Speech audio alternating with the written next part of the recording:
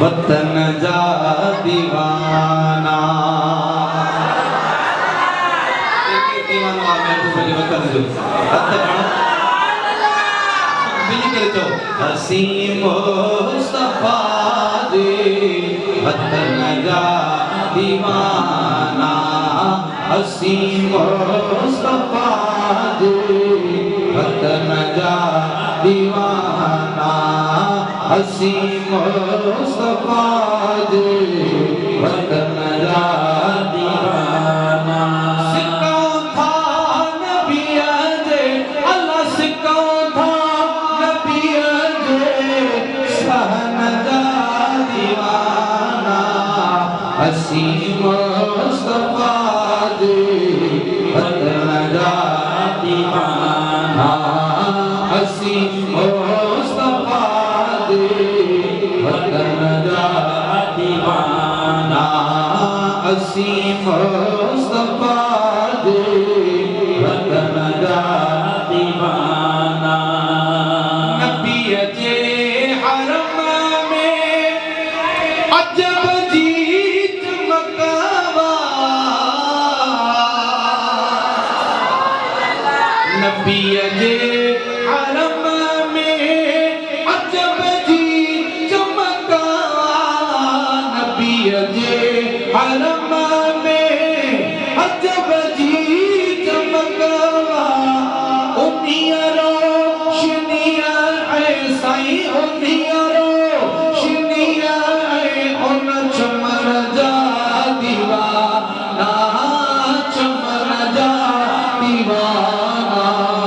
हसी मुस्तफा दे वतन जा दीवाना हसी मुस्तफा दे वतन जा दीवाना अथनी तो सुभान अल्लाह खूबसूरत लाइन को शायर लिखियो शायर छा तो जवे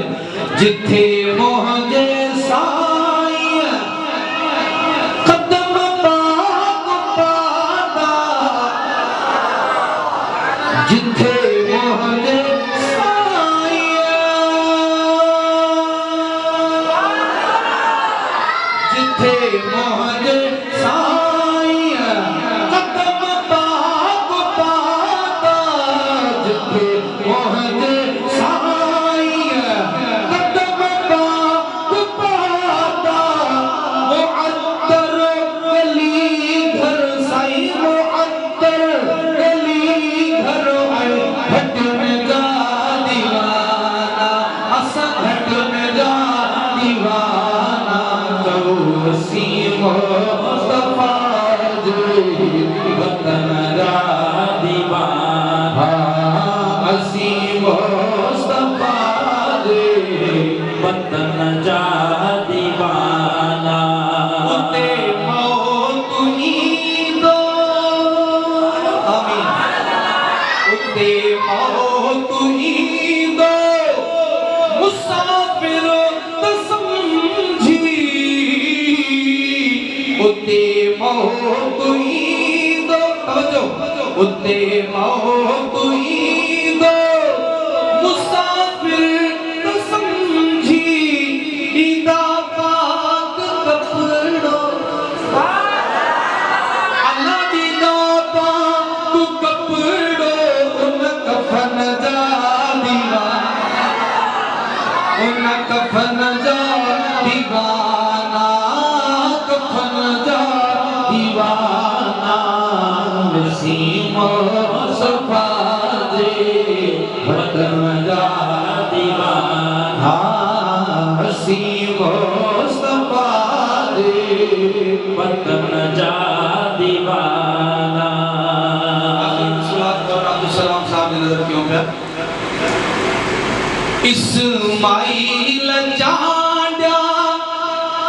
शुक्रवार आयो इस्माइल चांड्या